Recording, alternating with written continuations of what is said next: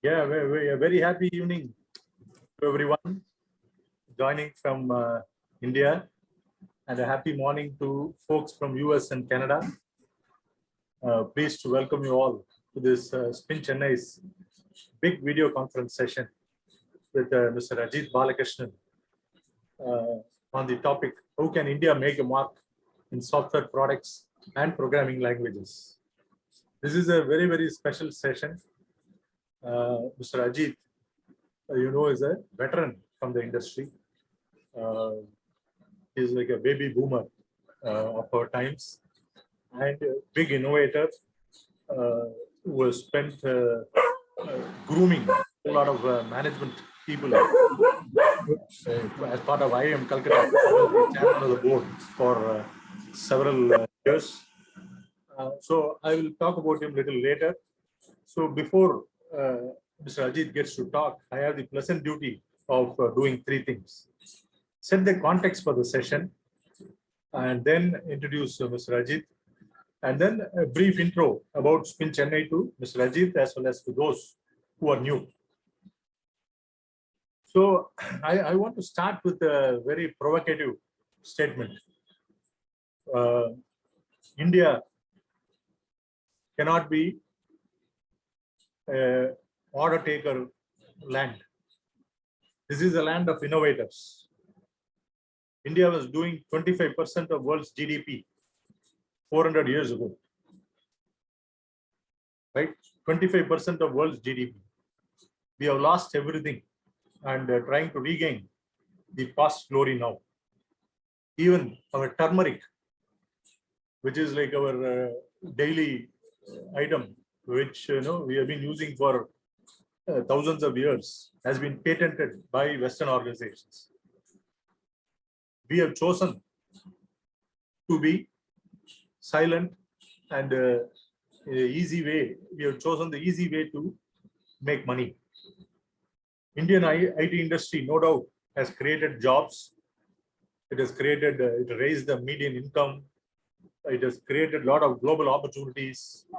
All that is good, but we have not created the global products, the global infra, global solutions, the global consulting that the West has been able to do a whole lot better. So if you take the Googles and Facebooks of the world, they're all doing, and the Apples. Apple is $1 trillion market cap, right? It is, the market cap is equivalent to the GDP of several countries in Europe as well as in South America. So you take Google or Facebook, or the revenue productivity per employee is not at all comparable to what India is. So even though the IT industry, the IT and BPM industry has generated close to $190 billion run rate, and our BPM industry today controls 15% of world's business processes. That is, our Indian companies are managing 15% of business processes of the world.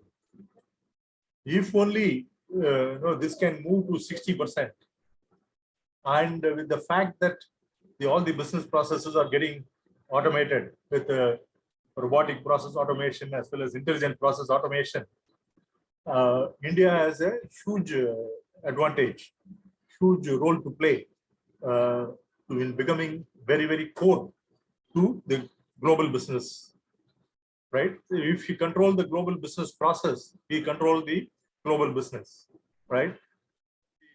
Global business grows, India also will grow, and the global players cannot take any decisions without the business processes getting managed by India.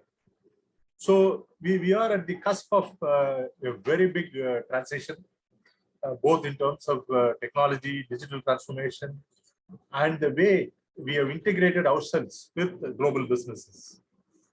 But there are still a huge leeway, huge gap which we need to fill in a very short time.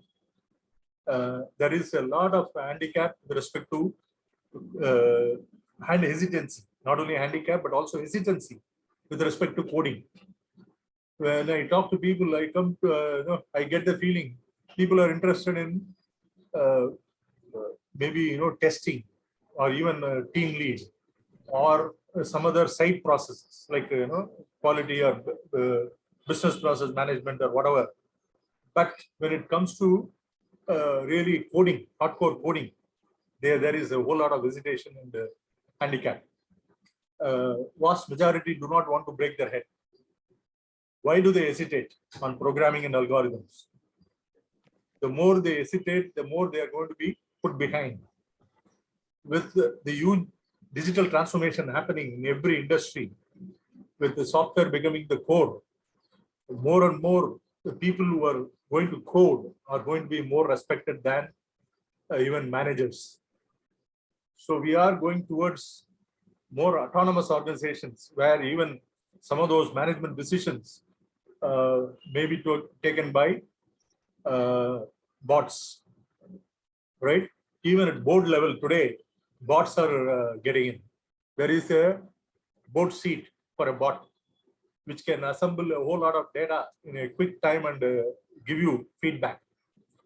So there are a whole lot of questions to be answered. So in order to code, we have realized over the years that you don't have to be a computer science person, right? Even other programming disciplines, people have started coding.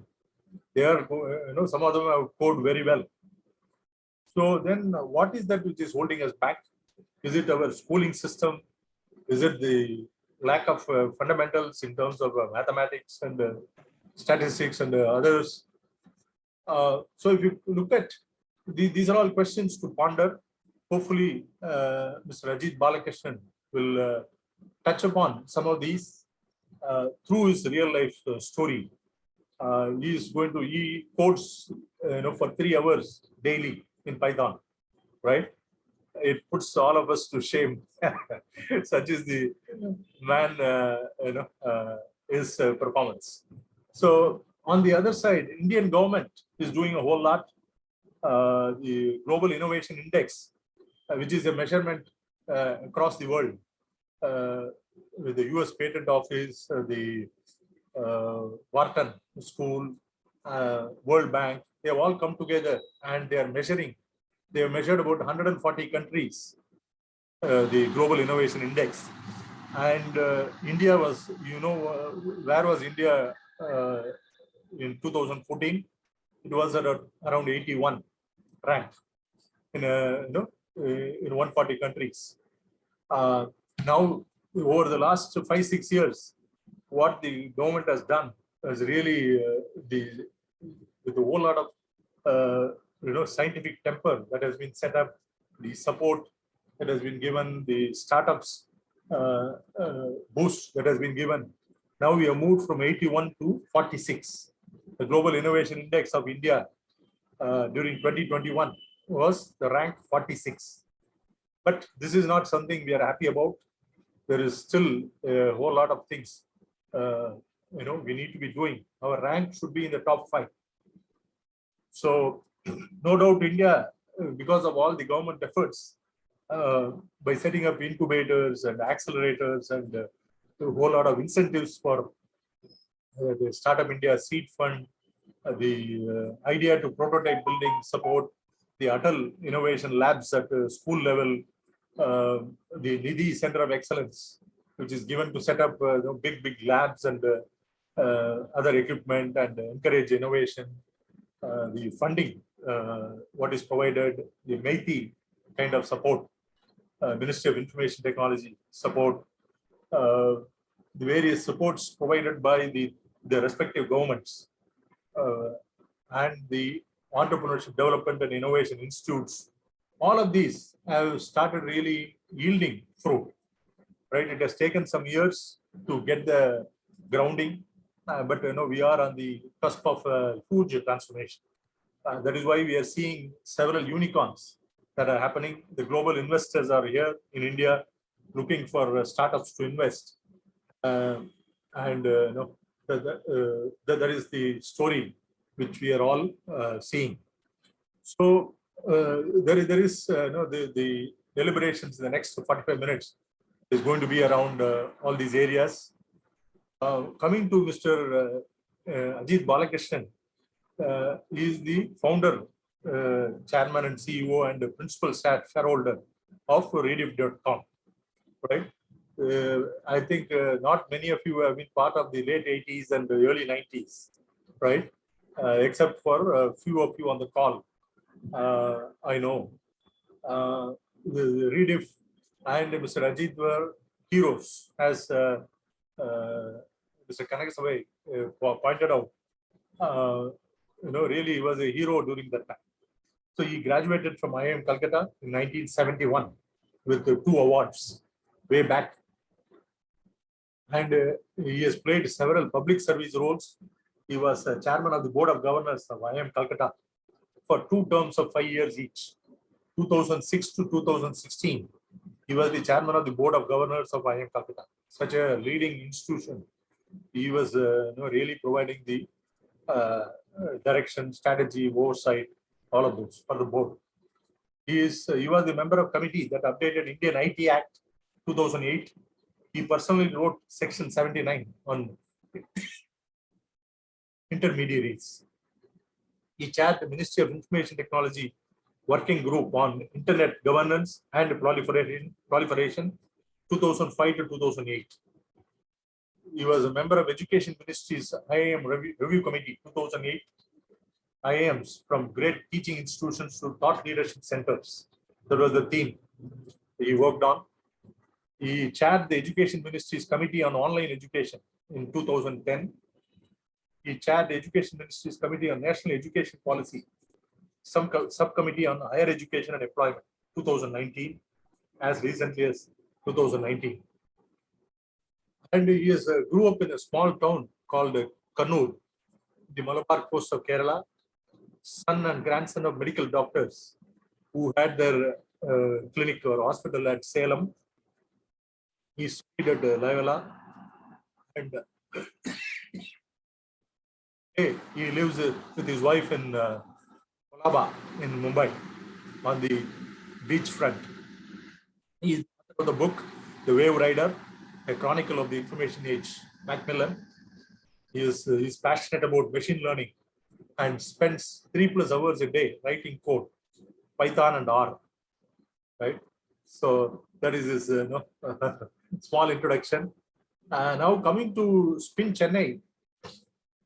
Spin Chennai is 25 years old as a knowledge ecosystem. Is affiliated to Carnegie Mellon Software Engineering Institute as well as ISACA, the global body. Our vision is to build a world-class knowledge ecosystem, which is very compelling, highly relevant, and value-adding to the people and industry, distinctively futuristic and passionately co-creative. We have a kind of 4,000-member knowledge ecosystem comprising of CXOs, board members, senior leaders, SVPs, VPs, HR, marketing, sales professionals, quality and delivery professionals who form the core. Then domain experts from BFSI, telecom, automotive, manufacturing industry, senior consultants, mentors, academia, and several other institutions. Some of the international gurus who have been associated with Spin Chennai include Dr. Watts Humphrey, who is hailed as the father of software quality in the world. He was associated with us for nearly 10 years, in whose honor we have instituted the Watts Humphrey Award, which happens every year with a huge participation from the industry to bring out the best case studies from the industry.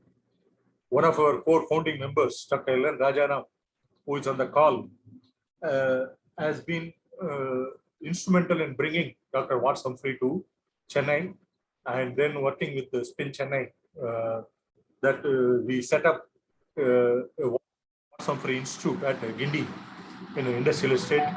And there have been a lot of training programs, the early stage training programs around PSP, personal software process, team software process, and then the CMM and other models, people CMM.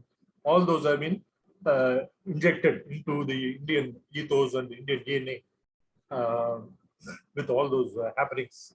And Spin Chennai has played a very, very key role in all of these endeavors. We have had several international gurus associated with Spin Chennai, including Louis Trigger of Israel. He was a direct disciple of Goldratt, Eli Goldratt, the famous author of the theory of constraints. We had Dr. Bill Curtis from the US, who has contributed to the development of the world famous CMMI model, people CMM model. Professor Manu Vora, management consultant from the US. Mark Johnson, who is a management thought leader and founder of InnoSight, along with Professor Clayton Christensen of Harvard Business School. Dr. Jeff Sutherland, co-founder of Scrum, the entire model, Scrum and Agile. He has played a phenomenal role in developing that. Mr. Michael, he was there with the Spin Chennai twice during 2020 as well as 2021. Mr. Barry Kriggs, ex-Microsoft CTO for IT. Steve Beres, senior partner at Bain Consulting. Manuel Arriaga of Google, YouTube. Mr. Lakshmi Shankar of Twitter. Dr. David Duncan, managing director, InnoSight. And several other international gurus and Indian gurus have been part of Spin Chennai, leading lights over the years. So with this, I don't want to take up any more time than required now. We are all eager to listen to Mr. Ajit Balakrishnan. So at this time, I would like you all to unmute. Right, I will give you 30 seconds to unmute.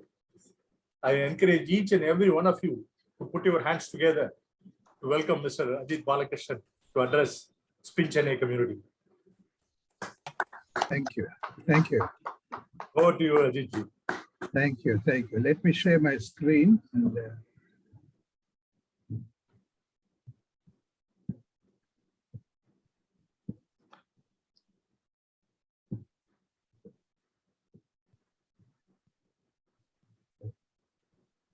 can you see my screen here? No? Yes. Oh, no, not yet, not yet. PowerPoint, not yes. Yet? Yes. Yeah? Yes. Okay. You can make it full screen. Yeah, I'm going to do that. You can see that, no? Yes. Yeah. This is one of the things, as Rajaram also said, it also makes me sometimes cry to myself that we are the country which invented the number system. You can see the Vakshali manuscript from the 3rd century. This is something like 1,900 years ago. The numbers 1, 2, 3, 4, 5, 6, 7, 8, 9, and 0 was invented and here very popular in India. And it went to the West after the 8th century. It went to when the Ottomans invaded Spain. They took copies of this, they translated from original Sanskrit, Malayalam, Tamil, etc. into Arabic, and it went. But when I look at it, I feel what did we need to do to regain the number 1 position, not top 10, number 1. We are fated to be number 1. For example, if you look at the headlines, we have an IT services industry which is some X billion revenue, unbelievably large number, employing millions of people. It's said to do more millions and more jobs. All that is absolutely true. And many of the people writing on the top are all close friends of us, Naran Murthy and Ramadure, etc., etc. But this is one part of the story. The other part of the story which wants to make me cry is this. Okay. Now here, if you look at the ranking, one of the cases where in terms of contributors, I'm sorry, India ranks number 31 in the rank of contributors in terms of various programming language creation and hacking, etc., from HackerRank. And China, of course, is reading it, and many of the European countries are right on top.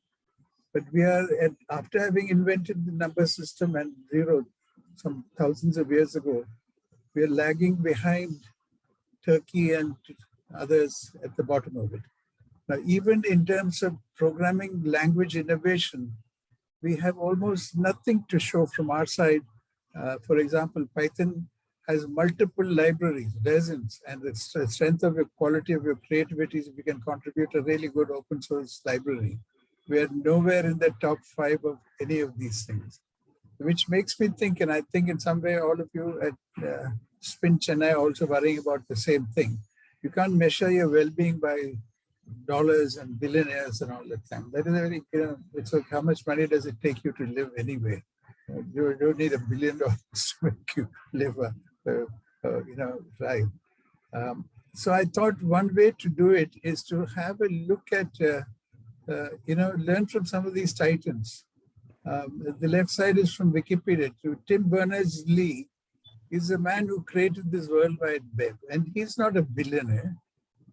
He didn't do it for any billions, like newspapers blare out all the time of all kinds of unicorns and so on.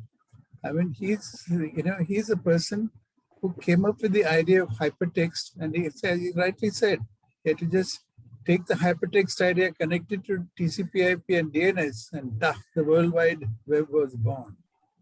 I mean, this is the one man who will be known for, oops, I don't know what happened. Anyway, so there's some sound which came from the background.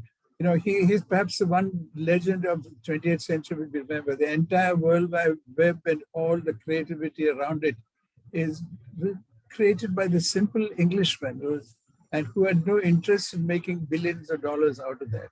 The picture that I show is the first World Wide Web page that he put up.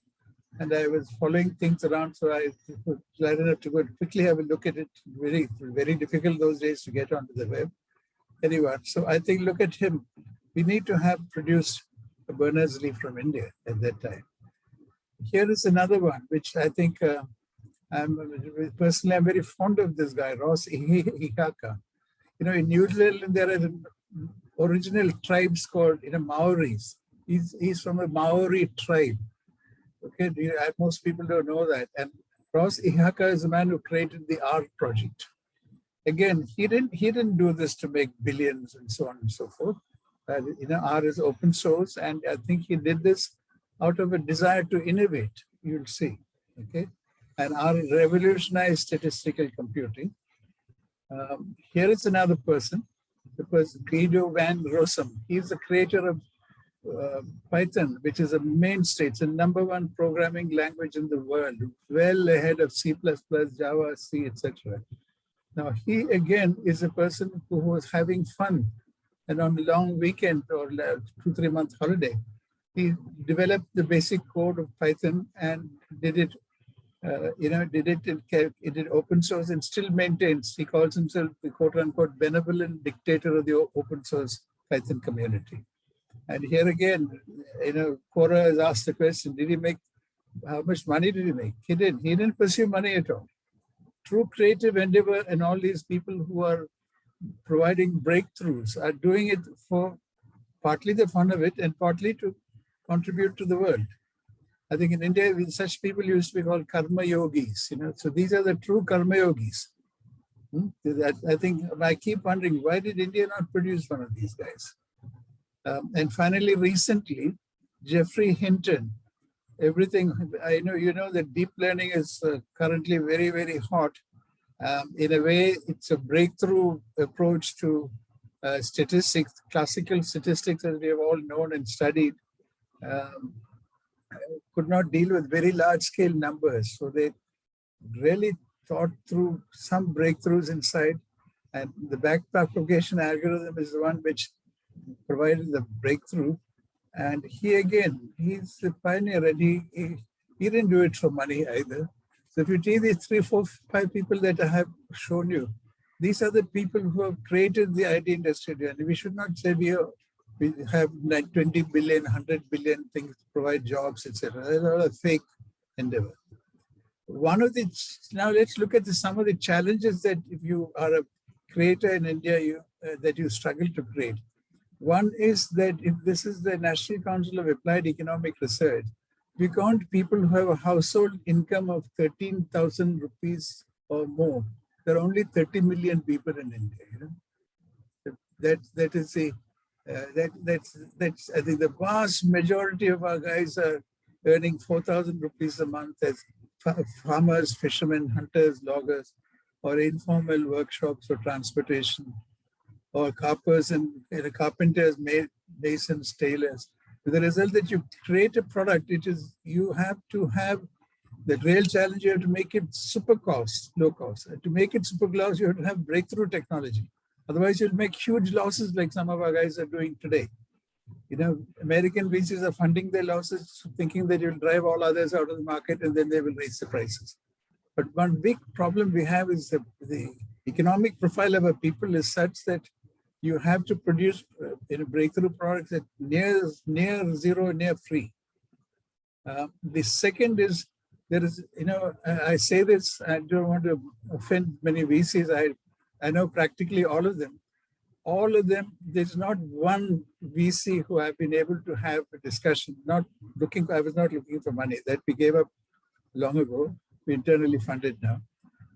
But are they all, when they look at you and you look at your product, they're not listening to what I'm saying about the product or the market. They're calculating in their head, who can I sell this share to lately? This is what I call in Bombay, it's called the Dalal Street mentality. You know, you look at your face and say, what is the price I can put for this thing and where can I sell it to?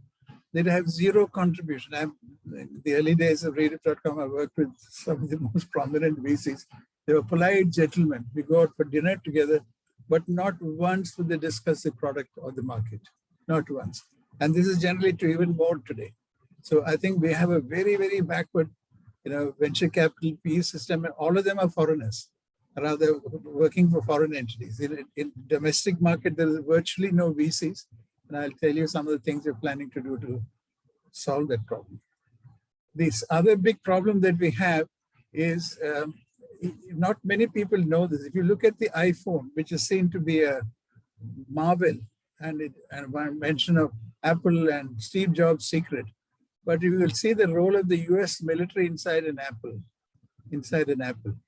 Signal compression, Army Research Office, liquid crystal display, National Science Foundation. The first generation iPod, click wheel, the DRAM cache from DARPA, DARPA, Defense Advanced Research Project. Incidentally, Google founders were funded by them, and the original paper had acknowledgement of this, but later papers on the website, they quietly taken away the thanks to DRAM thing before. Micro hard drive, microprocessor, and virtually anything but the multi-touch screen are all funded by military over a period of time. That's one thing. In India, the military are mostly BA and BCom graduates. If you go to senior guys, and they are frightened of technology. They rather take a license from a foreign guy and move on. Okay, so that's one of the things. And I'm not anti-military. My father, apart from being a doctor during the Second World War, when he graduated from Stanley Medical College in Madras, they all had to join the British Indian Army and serve in Burma. Okay, and of my mother's 5 sisters, 4 are married to army officers. They're a classical Indian middle class family, So I have nothing against army, but the fact is, technology development through orders from the military is an unknown thing. The United States strong point is this.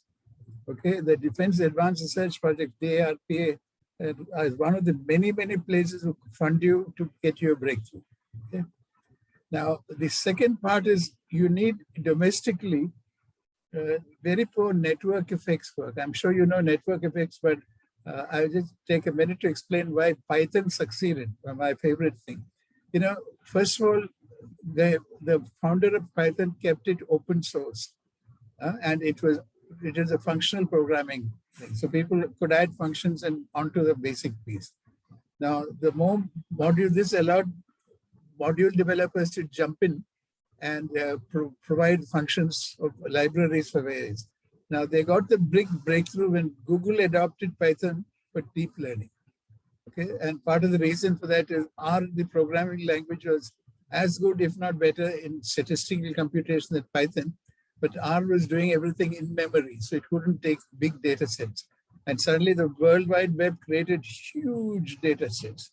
On a typical day, for example, I personally play with 100 million rows of data, etc., which is the smallest thing you can do. So Python adopted, Google adopted it.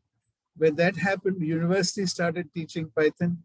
Then even more Python developers were available, even more functions got built, more job chances. So this is called network effect.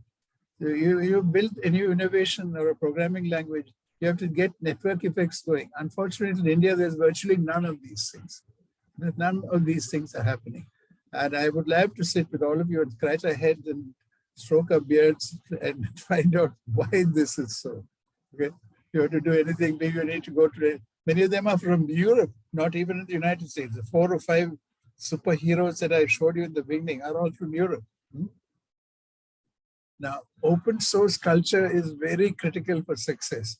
Now, in GitHub, as you know, and I'm a frequent, I visit GitHub about 20 times a day for just to educate myself, of number of projects on GitHub by country. Surprise, surprise. Most China, we love to criticize China because we once fought a war with them in 1962, I think. But look at the open source projects being contributed. China leads, United Kingdom next, Germany, Canada, France, Japan. India is horrible, nowhere in this game. All our millions of software developers, none of them take time out to go and contribute to GitHub.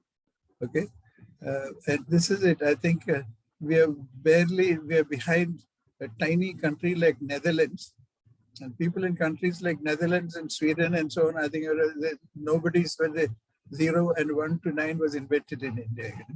Please remember that. So we need an open source culture, very badly needed in this country, to be proud of. The other big movement which is coming up is the so-called low-code, no-code trend, which is a big blow. When this comes, the IT services industry will virtually be demolished. Because I think at the moment, there is heavy-duty code to be written for any small thing you want to do.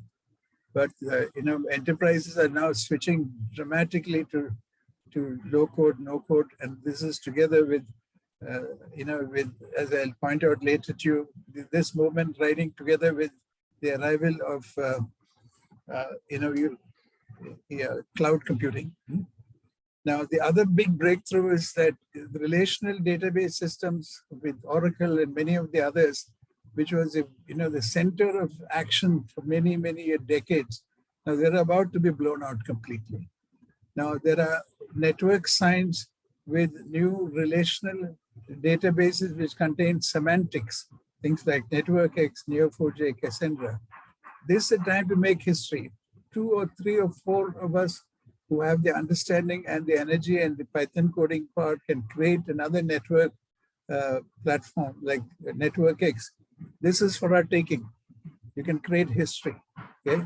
And where the next manuscript is written in a birch bark, we'll figure there. But now you need to do a breakthrough. It's about to destroy relational database. They won't exist in the next 3 years. You'll see. Okay. The other big movement which provides an opportunity is that this huge centralized dictatorial systems that have been running in banks and everywhere, government of India, is about to be destroyed by blockchain, which at the core of it is an idea of decentralization. And I keep repeating to myself and whoever I can get hold of on the road in Bombay, saying it is a pity that the first blockchain innovation happened to be Bitcoin and Bitcoin type things. That makes it sort of like something dangerous, dalals in Dalal Street. No, I think blockchain is for decentralized identity, which is a critical part of the new era, which is something. So similarly, writing libraries and things around blockchain and platforms around blockchain is a mega opportunity.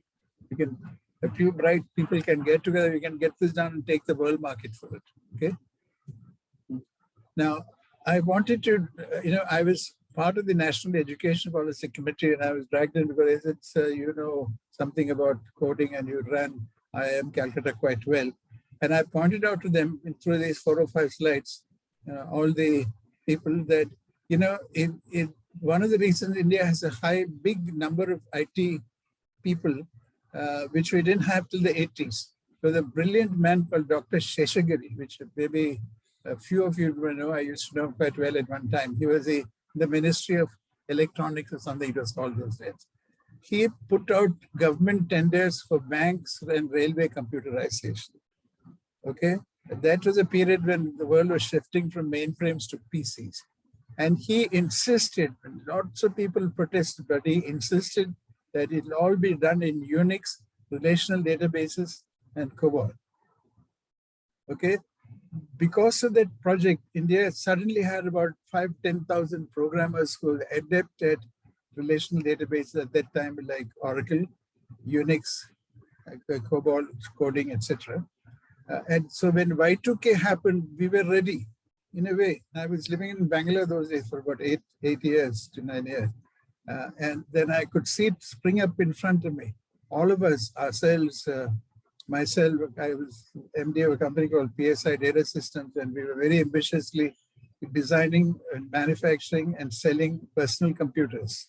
Okay, built completely in India and designed by IIT Design Center, the visual design. And coding was done by Vinay Deshpande and Dr. Ravindran, my partners at PSI Data. Both of them were Stanford computer science grads. At that time, we're not talking of the mid-80s, 20 plus 20, nearly 35, 40 years ago. Okay, but so when Y2 came, it was a mega, ready, India was ready to take it. If Sheshagiri had not insisted on Unix, RWMS, COBOL at that time, we would have missed the Y2K opportunity. Okay, and I think I think we must forever be grateful to him. I pointed this out to the Education Commission saying, the right government initiative can spark a revolution in this country. Okay. The second is we are now going to move into a web decentralization mode. I won't bore you with it, but I think there's a tremendous effort on many fronts to open source and to take what is called solid, quote unquote, solid web decentralization. And one of the early pioneers in that is blockchain. Many more will come. Decentralization is super big. The third is that make sure that, I was preaching to Education Ministry and all of the other members endorsed this, that the hot new skills which people need to understand computer science and statistics, and this need to be taught to, to every person, whether you're a biology student or you're a law student or an MBBS student. They kind of gave me a kind of token acceptance of the idea. It's recommended.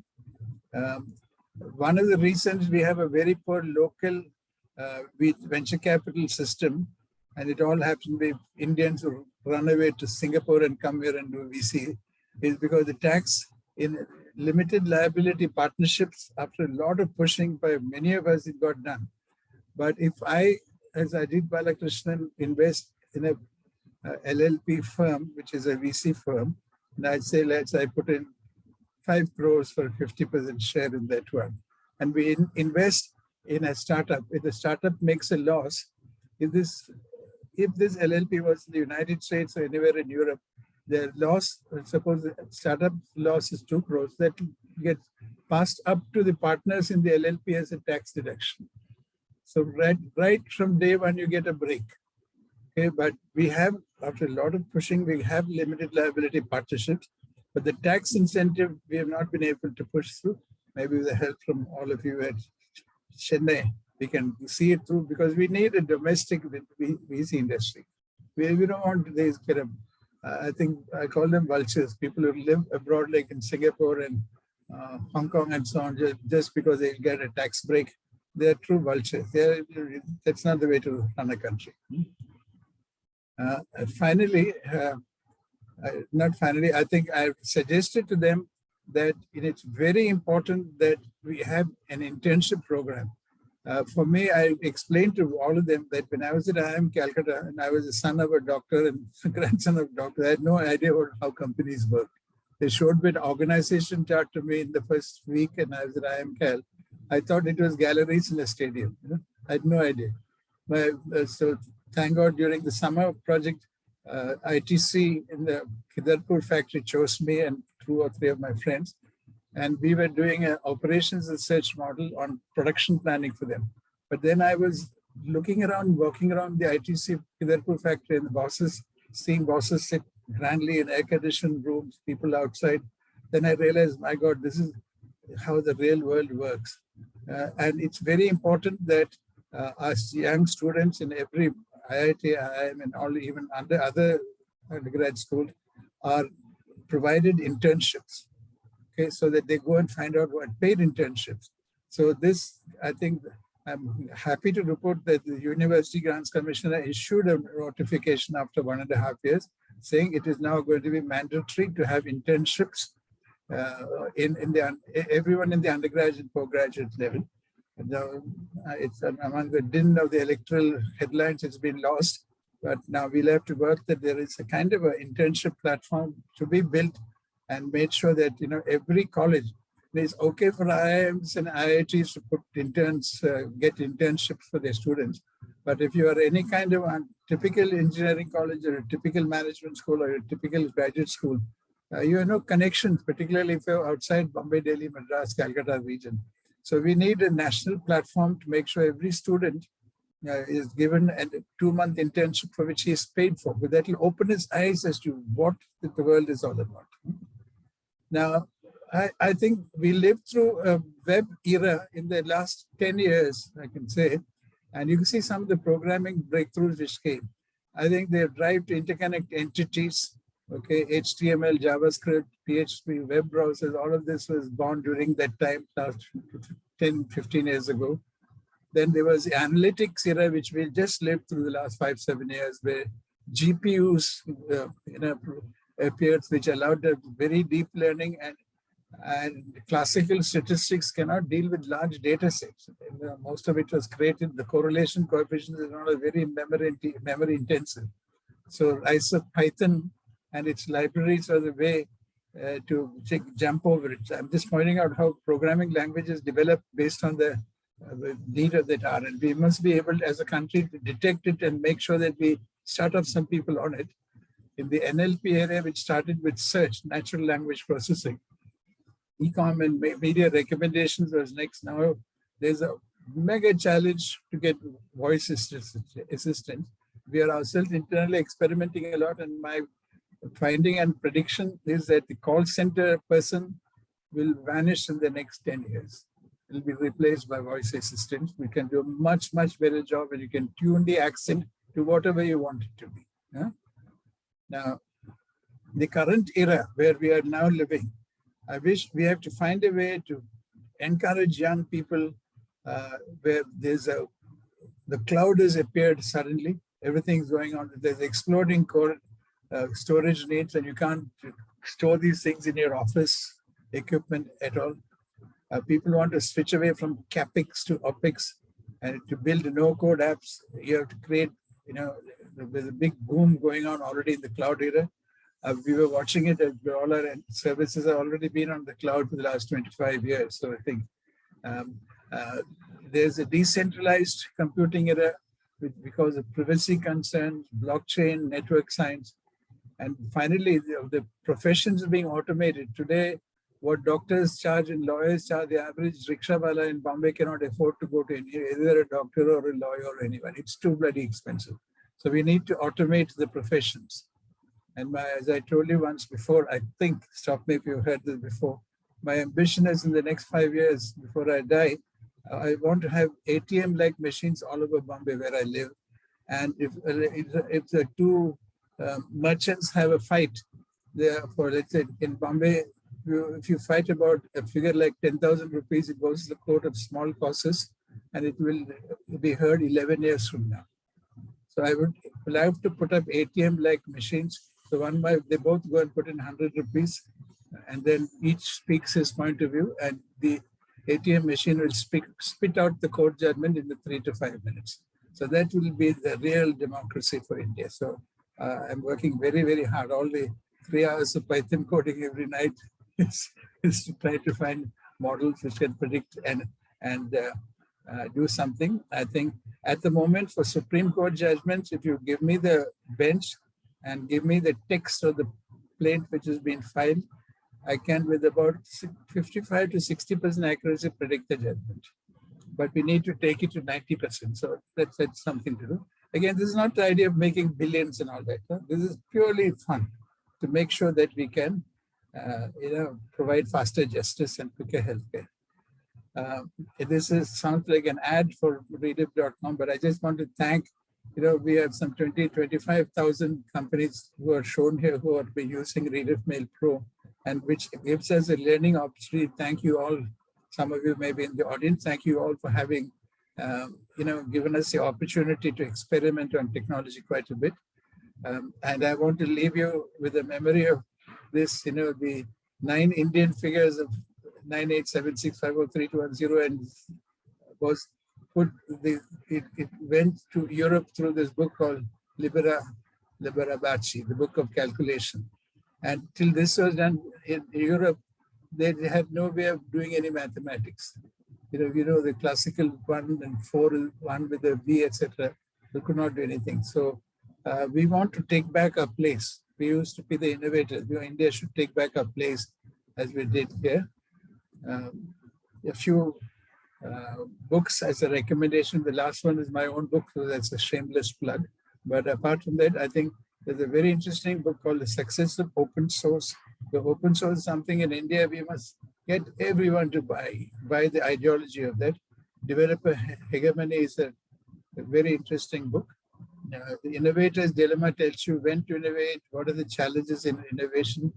And I'm firmly convinced that Network X-like products will come and dominate what today Oracle and RDBMS are doing. Anyway, so that is it, guys.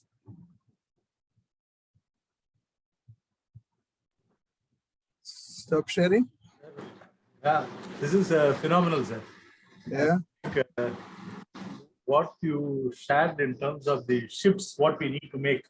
Yeah. Very, very profound. And this kind of thought can come only when you really somebody focuses and really works for the welfare of the country, the true spirit. The word Rajaram is karma yogi. We all have to become karma yogis. Exactly. That is a true inspiration for all of us. It is a tough thing to do, right? But it is something which has to be done. Just like the RSS and whatever the selfless contributions one has to make to really make a difference. So at this point, Dr. Eleanor, do you have any things to add before we open it up to the Q&A? I know there are a lot of questions in waiting. After hearing Ajit, I am spellbound, lost for words, I would say, because the way in such a short time he brought out such a wonderful, I won't say concept, but a wonderful sentiment, let me put it that way, a sentiment that kind of has the country at the heart of everything. And then around that, starting from 1, 2, 3, 4, 5, 6, 7, 8, 9, 0 to the entire gamut of the new technologies that are emerging, and the way we might again and again miss the bus, particularly in software, if we don't get our acts together. I think it was wonderfully conveyed by Ajit, and I hope the young people who are listening to this are greatly inspired by what Ajit said. And I say again and again and again, because every walk of life, if you see for the last 200 years since the British somehow dominated us in various ways, we have developed that kind of a service mentality where we like to follow the world rather than try and lead somewhere. And if you see our right from since Ajit said about the army and so on. Our army officers and I mean military people in general have fantastic fighting abilities, is what they have shown in the last 100 years throughout the world. Starting from 1920 World War I, there is not a single country in the world where our people have not shown some bravery or the other. But we have never consolidated this kind of uh, um, strength and prowess into something that is so good for the country. We have always been at somebody's service. I hope that sometime, this is my fond hope, as Ajit had also mentioned, that we come into our own and we take the challenge ourselves and we work towards a situation where our people are not in the down 13,000, 12,000 and all that. I mean, 4,000-5,000 rupees per month kind of bracket. But all of us are as much on the on a plane where we all can afford the good things in life. So I think Ajit, this was a fantastic lecture, and I really enjoyed it thoroughly. Thank you so much. Thank you, sir. Maybe I will start with one question. So you have been part of so many national committees, and you have given a lot of suggestions. And so, are you really satisfied that these suggestions have been put into implementation, put into effect, and they have been updating you on the progress or the results that are happening? How do you think this aspect needs to change? That so much of thought leadership, so much of essence is being given, but there are some challenges when it comes to policies and implementation. I think I've worked in committees with the current BJP government and the earlier Congress government, etc., etc. That's not a problem. I tell them that all of you are leaders. Doesn't matter what party you belong to, at least for me. So the problem, if you're working with government and policy making, you have to be very patient. You have to do lots of convincing.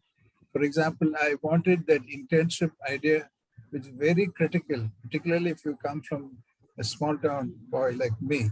You don't know what are companies, what are factories. You don't know what it goes inside. You don't know how you should speak. Even I could speak English very well, but I didn't know how to tackle older people who are not very knowledgeable. All this you learn. So at least I was able to take it to the next level and get the UG's University Grants Commission to issue a notification. So I think first step took taken 2 years. The next step will be some will adopt, some will not. But some in other cases by inserting the definition of intermediaries, it will happen the next week and it got Parliament passed it. So it depends. But I don't think anyone who works on policy must be patient, because India is a democracy. And if you are, as I'm fond of saying, if there are 7 of us Indians, we have 9 views on any topic. That's the way we are. And that's our strength. So we need to carry people at the central government level.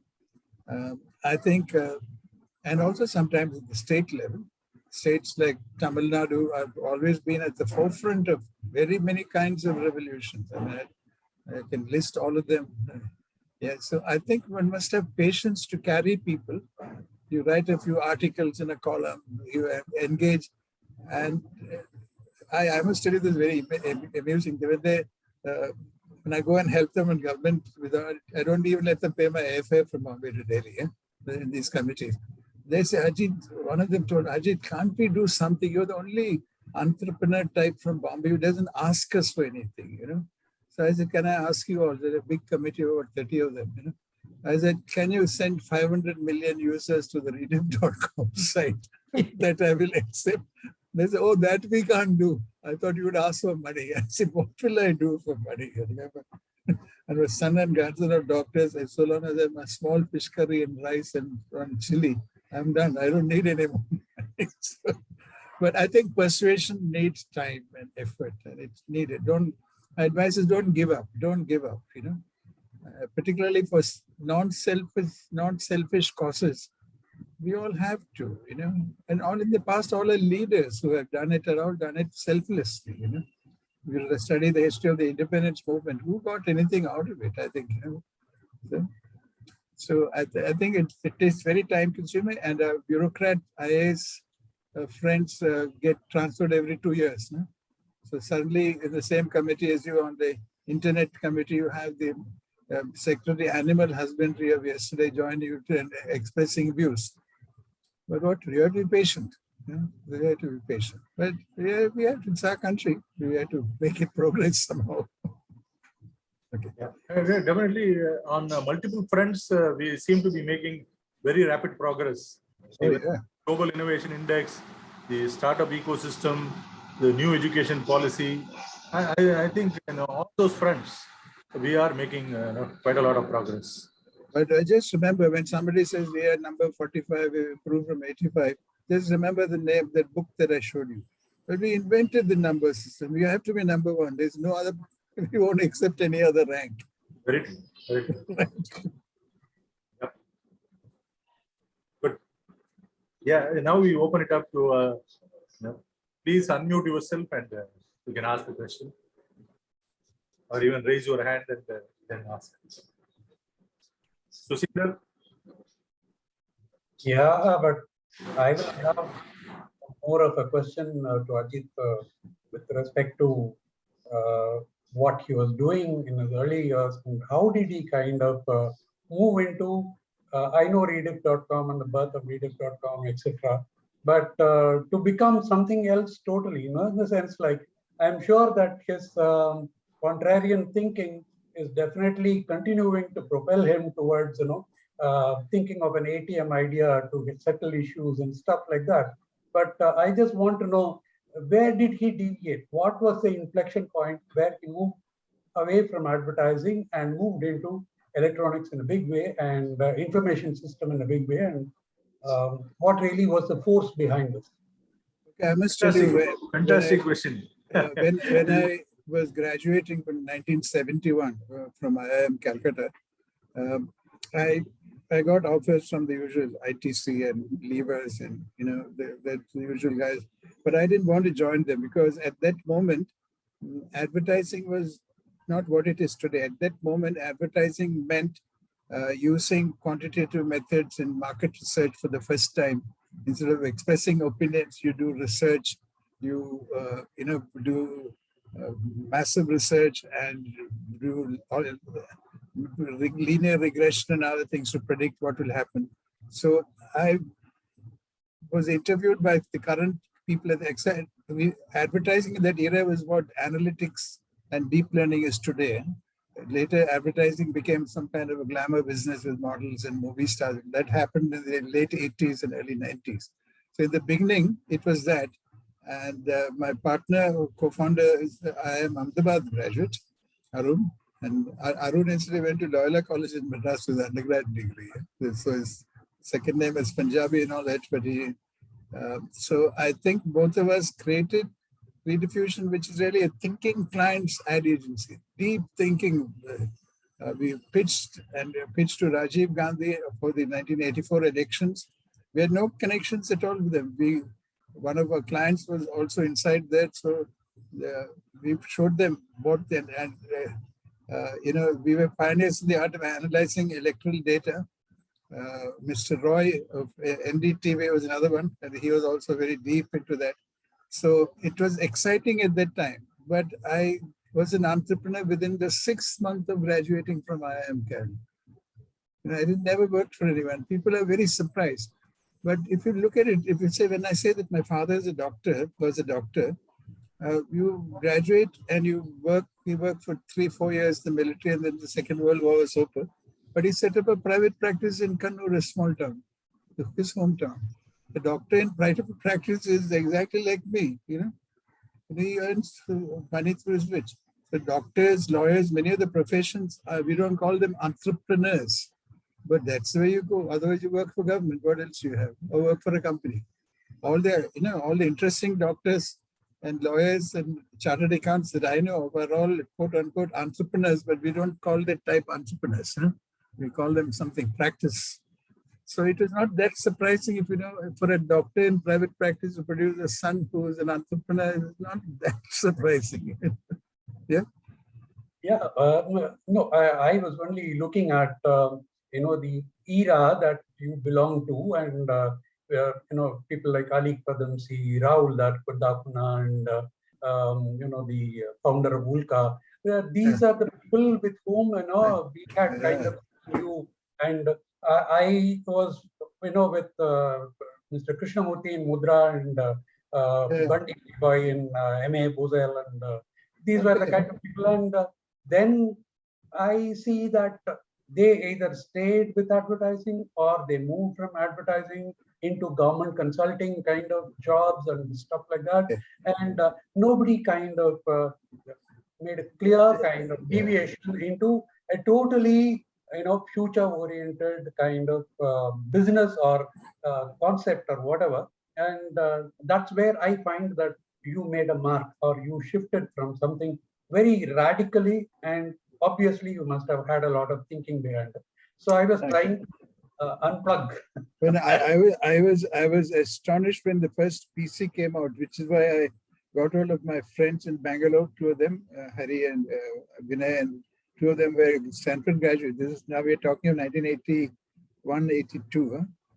And we started building a PC there in Bangalore. You know, we were running a tiny factory. So advertising was going on the side. That doesn't take much effort. I'll make new business pitches, win the account, and give it to Arun. He would run it. And I'd come back to Monday to Friday. I was in Bangalore. We were building that actual computers and selling it to people. This sounds like I think that is around the same time. Yeah. Jobs was working on it. Who? Steve Jobs. Steve Jobs. Yeah. Well, he came soon afterwards with his astonishing. Bill Gates also was working around the same time on. Correct. We were all struggling, but in India the market was 10 pieces. So we didn't know that. Correct. A big problem is, and the people would always keep telling us, "Why did you emigrate to America?" I said, "Come on, what is this?" You know, that's yeah. Anyway, what? Thank you. What happened to those computers? What you assembled or you tried? Oh God, it's we sold about 2,000 pieces or so, I think, over a 1-2 year period. I'll see if I can dig up a picture of that. And what operating system? Windows? By then a version of Windows had appeared. Okay, there was a big debate as what it will be. Okay. And at the moment we tried the first model on Unix because of that time you need some standardized system. But I think that the cry was heard by the Bill Gates and gang who managed to put through a working version of Windows. That I think, that's very exciting times. Like even today is an exciting time on all in a network database. Guys, please go and download Network X and do some experiments with it. Outstanding. It makes me excited. My dog keeps barking, saying, "Please come to bed, sir. Please come to bed, sir." I'm so excited sending a random on PC. Oh. And at that time, only IBM and the Digital Equipment Corporation. Yes. Were the players. Yeah, it was not clear what, if you recall, some of you with long memories are old enough like me. Remember, PDP-11 was a big leader in that category. PDP-11. PDP-11, yes. And PSI built a PDP-11 equivalent as well. Okay, but then everything fell apart. Digital equipment died, and IBM virtually died. Oh God. The AS400 also they brought out around the late 80s. That's right. Yeah. So exciting times then, but then we are living in very exciting times now too. Very exciting time, thanks to blockchain and related decentralization moves. So yeah, one question I would like to ask is, so you were the Rediff, you never divested any of your stakes to outside parties? you still hold a majority stake? Or- I own 63% of the company. Okay, I own 63. Even today? Or even as we speak. Okay. And the key staff members own another 15. That's 78. And we are listed. Originally, we were in NASDAQ, but we voluntarily stepped back because after we got listed in some big 800 million valuation or something, there's no market in India, you know. We could not drive. So I went met the NASDAQ president and said, you know, he said, what you can do is you can quietly, voluntarily step back and become an OTC traded company on NASDAQ, which we remain. And we can, when we want to go back, we can go back. But right now, we've been struggling with the size of the Indian market, which is a big struggle. And of course, in a enterprise email business, which is a mainstay, direct competitors are Google and Microsoft. So you don't need any other competitors. This is like Shivaji and the Marathas facing the Mughal Empire. Correct. And you never attempted to merge the entire thing with some players out there. Big What do you players. do? The merging. Who do you know, the moment you say, they ask who are your competitors, I say it is Google and Microsoft, Gmail and Microsoft Outlook. They all quietly fade away from me.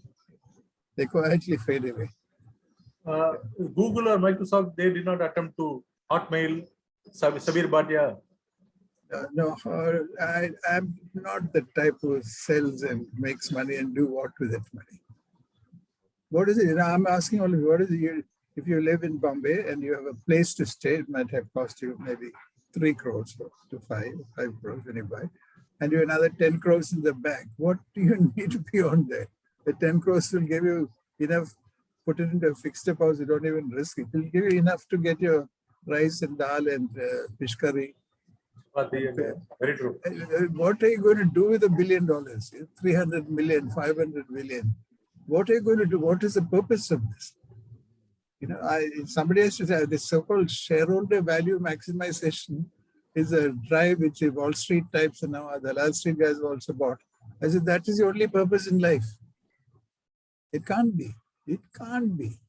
Purpose in life is to create and innovate on products which will help the average person improve his life and live it better.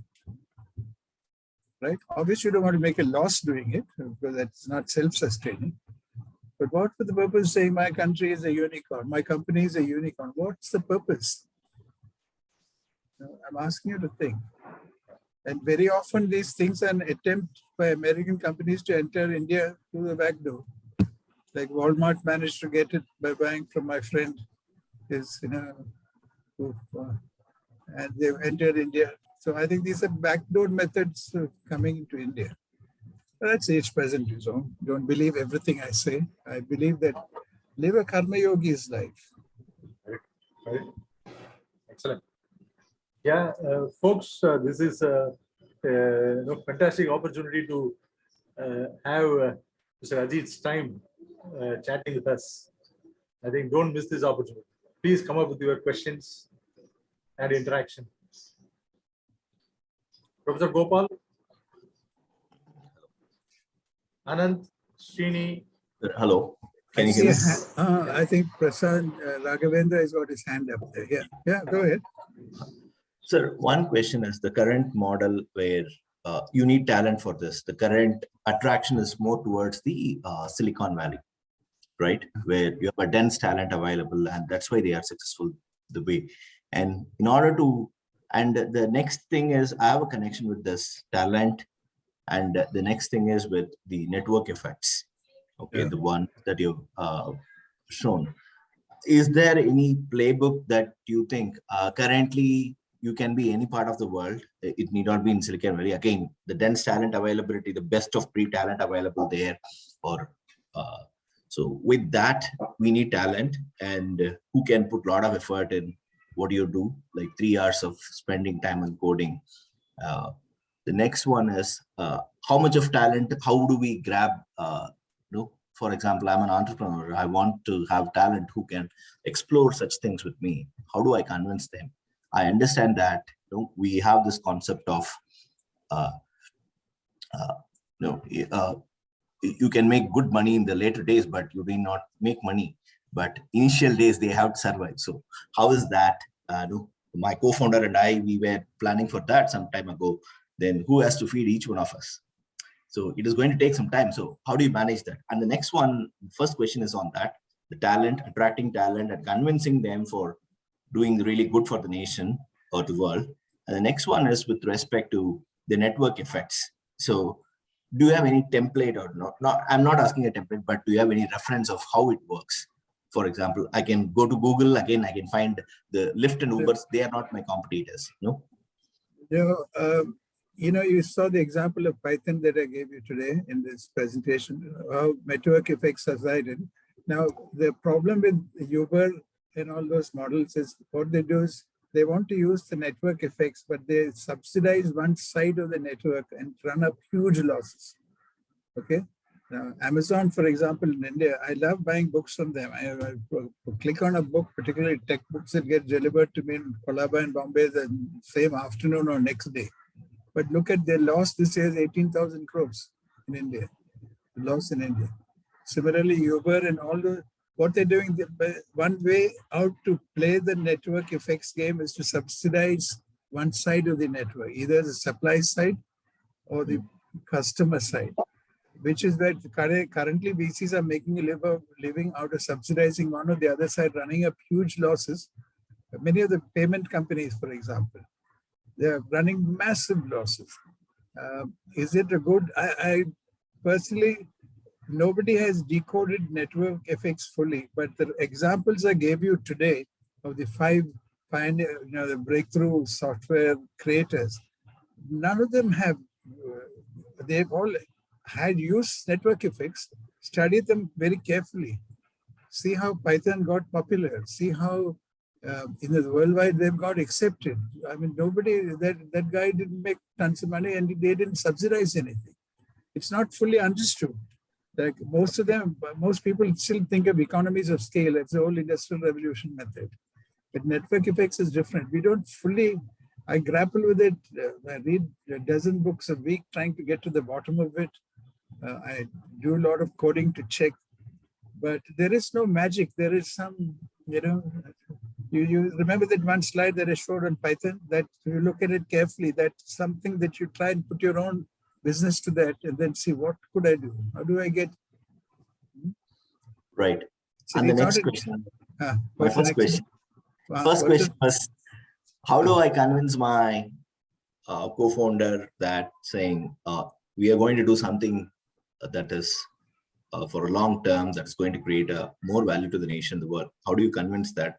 And I know that in the early stage you want to make more money, but later. No, co-founder, it's like saying, how do I convince my girlfriend? Did you pick the right girlfriend stroke co-founder? That's it. No, it's sometimes you pick one at one stage of your life and doesn't meet. Possible. I think you from a computer science background, I think, are you? Yeah, kind of electronics. Electronics. And you write code yourself? That's an acid test. If you don't write code, you're not in the game. I'm not writing. I'm not writing. Oh, bad boy. If you were my son, I would say, I skipped dinner today. I won't give you dinner. Now I realize I'm not writing code. I feel bad about it. No, I think, it is like saying I'm a painter but I don't paint. I get somebody else to paint for me, Okay. No. So I think you'll get to, create a culture where it helps, and I don't remember the business. What did you say your business was, Raghavendra? It was a marketplace we were trying, but again, I've joined a company right now. We were trying for that. We could not spend marketplace for what? On what? Consultants, marketplace for consultants. Okay, it's a good concept, but it's a little ahead of its time, I think, because consultant, you don't know, half my college mates and other classmates are all heading McKinsey worldwide and all that. They're going through a very tough time, all the consultancies. Their clients are saying, we won't pay you by the hour. We will pay you only for outcomes. So, this is a thing which is the outcome versus time-based costing approach is working its way through. One of the reasons the ad industry got destroyed was that, earlier, today clients are saying, I will give you 2 rupees per person who does something. Even online advertising, there are auto companies who come to us, freedom.com, and say, we'll put an ad, but we will pay you 1,000 rupees for each person who comes to our showroom and does a test drive. If he doesn't do it, we don't pay you anything. So the whole world is switching towards outcome-based payments. And this is affecting the McKinseys of the world. Huh? It's affecting them because otherwise they'll sit there and rooted and sorted and charge, 50,000 rupees a day to their customers, clients, and come with a report 1 year from now. So that era is slowly going away. It's gone away in advertising. It has gone away in consulting. It is seem to be going away in finance in Bombay or in Dalal Street and NSC, etc. People are not giving brokers for anything. I think it depends on whether you make a profit, maybe I'll pay you. Otherwise, I won't.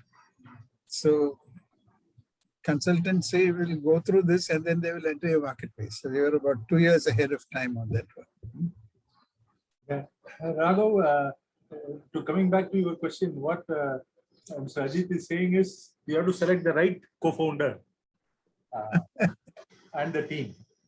I think that is also an art. Yeah, correct. You share your values and beliefs And complement your skills. No? Complement. Both having the same skills doesn't work. Both having the same skills don't work. Yeah, we can probably have a co-founder dating site where you can find the right co-founder. It's possible. Yeah. Professor Gopal? Yes. Mr. Ajit Balakrishnan, request your opinion. There were 3 booms, short booms, DTP, desktop publishing, virtually no skills required, just a bit of an office space, power supply, and we can make some money with about half a dozen employees. The second one was internet cafe, cyber cafe. Yeah. And the third one, which we are going through, is a Swiggy kind of a delivery chain system. Yeah. All these 3 are likely to be short maxima, and the slide will begin too soon. We don't have a way of reskilling the people in that sense of reskilling. What do we do with that? What do we do with these models? I know cyber cafes were seen to be inevitable. My good friend who founded, he's Madras based, he founded a big company, SIFI, which was big in cyber cafes. We thought that was a central game, but then it disappeared because then computers became cheap. We went to cyber cafe, you couldn't afford a computer of your own, but computers became affordable. You bought your own, and that was the end of cyber cafes. At one time in rate of mail, about 30% of users came in from cyber cafes, and it's now become 0. So, that's similarly for deliveries. I think at the moment, what we call e-commerce is fundamentally a delivery game, quick delivery game, and they're also losing thousands of crores, even in India, doing a quick delivery. But I think digitization could be one of the issues. For example, ATMs will they be around in the next 10 years? I don't think so, because you can pay for practically everything. Even on Colaba Causeway, all these little shanty shops are quickly come and show you a card payment facility. So I think deliveries, depending on what you do, I think it's tough to forecast to the world. You just be aware of the changes and keep an eye and ear open to see when will that change come. You can't predict that. Almost impossible. Deliveries is very big today, very big, I think. But hard to tell. Digitizations again, certain types of things will, but of course, food and vegetables and all will need to get delivered, I guess. Thank you. Thank you very much. Any other questions, or are we done for the day? Rajaram?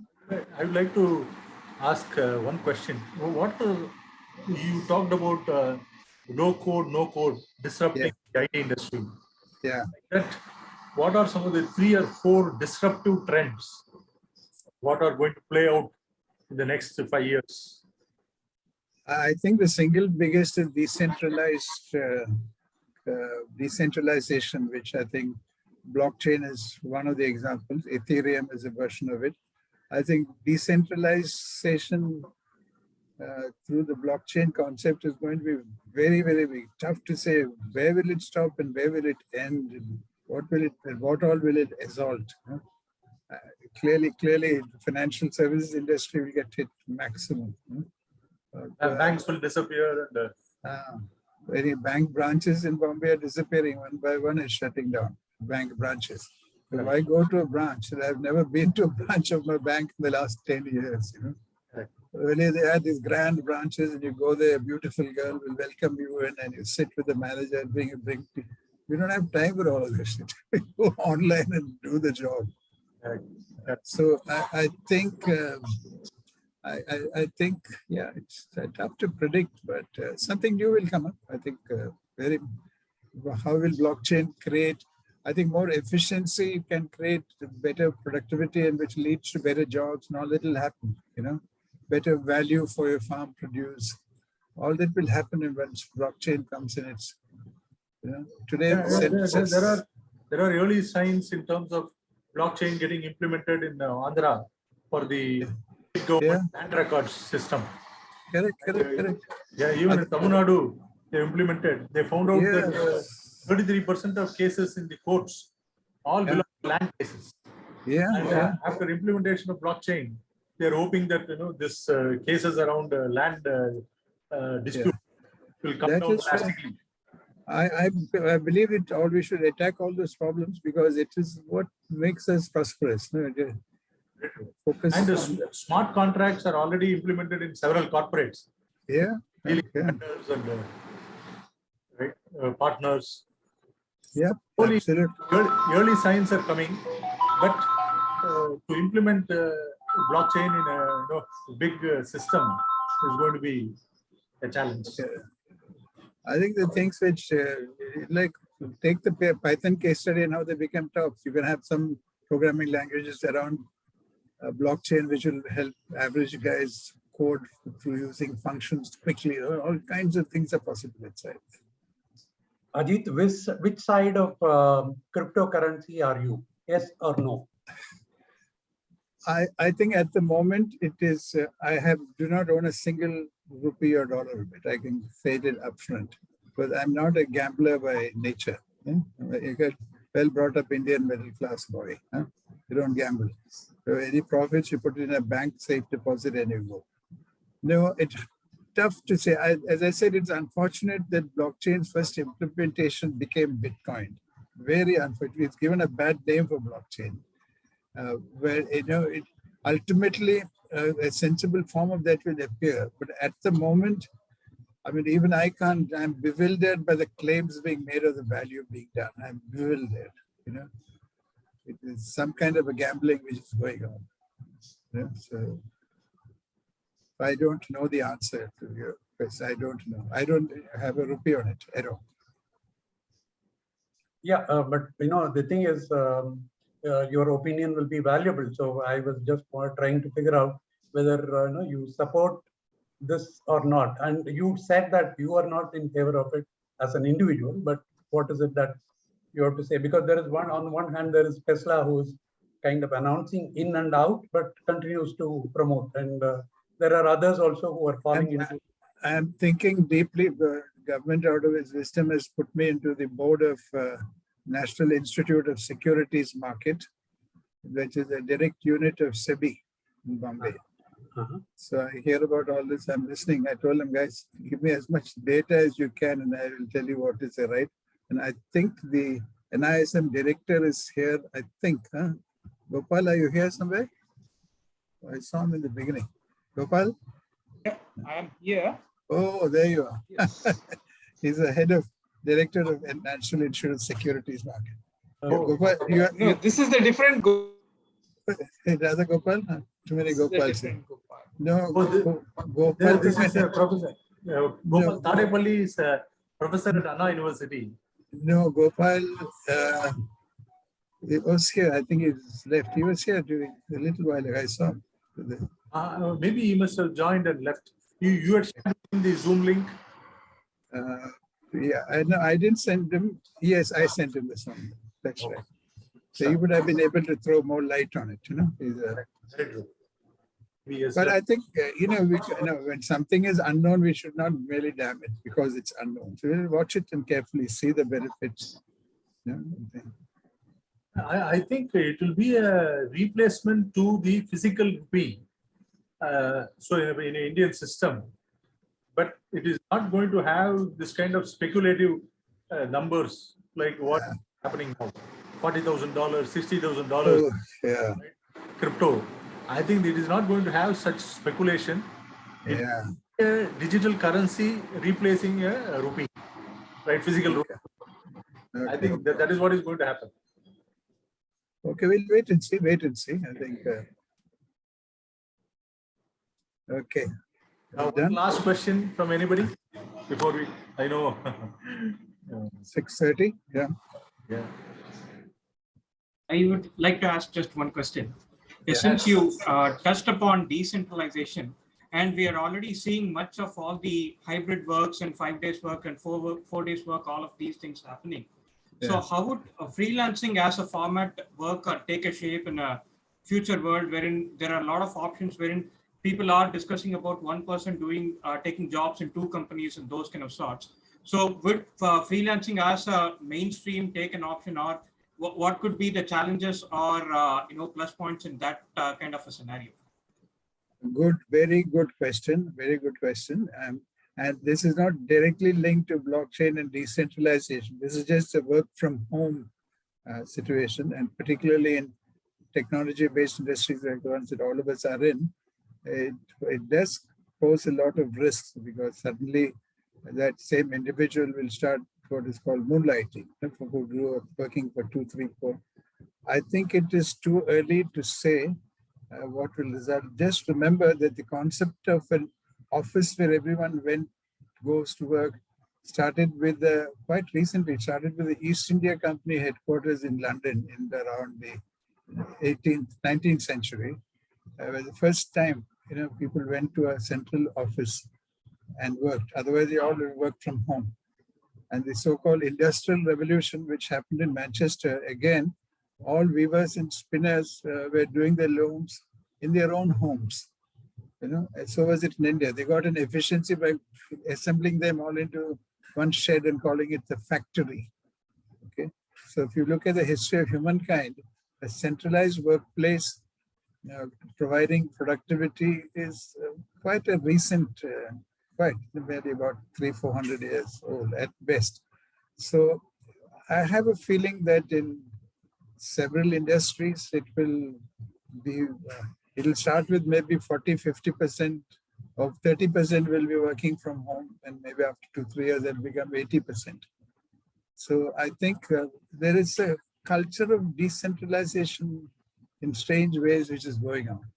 With all its challenges, decentralization means no direct control over the people, etc., etc. So it's a challenging and interesting time. You can't predict, but I say centralization is quite recent. It's not the Indian weaver and spinner worked from his home thousands of years. So let's see. Like the department, I must tell you guys, all our friends in Bombay used to say these big department stores would come and destroy all the shops. Nothing of the kind has happened. I live in Colaba, which is a southern tip of Bombay, and walking down the street, I find that they're flourishing than ever before. Okay, the guy who used to sell kasura stuff is now selling fresh fruits. The mango season is about to start in Bombay, and so they're selling mangoes. My wife and I bought 2 dozen of them and went back. So I wrote an article. About it. I'm sorry, pardon me? Bombay store still there? Bombay store is like a fading, on a legacy. Oh, I see. Yeah. I haven't been to it for at least 15 years, to take my example. So I think these giant supermarkets, which were supposed to take over everything, are not doing any such thing. You know? So I think, and at the moment, Mukesh Ambani and the Reliance people have created a very interesting model. If I'm a Kirana store in Bombay, here in Colaba, on this Colaba Causeway, they can sign up with Reliance and they will give orders from Reliance and for customers in this Colaba area, and this guy will go and deliver it from his stock. So I think that in a way, Mukesh has found a way, no doubt, to maximize his profit, but this is wreaking havoc into all the other stores. With all this along Colaba Causeway, there will be about 1,000 small retailers, and practically every one of them is signed up for this Reliance. They say, sir, we are getting orders from Reliance and we get the stocks and deliver it and we get a margin. See, people are innovating. Never underestimate the cleverness of the average Indian. To survive. You survive for thousands of years against all odds. Okay. Anyway, what interesting question. Thanks a lot, Mr. Ajit. Thank you. Thank you. I would request Raghav to propose the vote of thanks. Okay. Thank you, Ajit sir, for taking the time, almost 1.5 hours. We could not move out. Usually the participants can't drop out when we come to the end of the section. It has never dropped out. The session was so engaging, and it actually makes us think the upside down. We have been known for conventional narrow thinking, but this is one of the thinking sessions that has made us to think in a different angle altogether. And you started with the contribution from India to the world, was with the starting with the numbers and saying that how do we keep continuing this with the list of books that you have, including the Wave Rider. So innovators, patents, innovator dilemma, and then developer hegemony, and then with the success of the open source network science and effects. And you've not only covered, sir, the important the need, or how do we make it, as with some good examples, but you've given the current trends for the next 5 years and what was between 2010 and 2020 and 2021 to 2025, given the kind of recipe for what are the trends that are coming up and what each one of us should do, starting with the cloud era or with the decentralized computing era or automation professions era. So thank you so much. It's been really great listening to you and listening to the wisdom that you have got, as you mentioned, with the beautiful term Karma Yogi. So thank you so much for speaking at Spin Chennai. Thank you once again, sir. Thank you. Thank you very much. Thank you very much. Thank you. Thank you very much. I hope one day I'll see all of you personally somewhere in Chennai. Okay. Bye-bye. Next time, when you happen to be around, please ping us in advance. Yeah. We can I will. plan a meeting. Thanks. Should we leave? Yeah. Okay. Thank you. Thank you so much. Thank you, everyone. Thank you.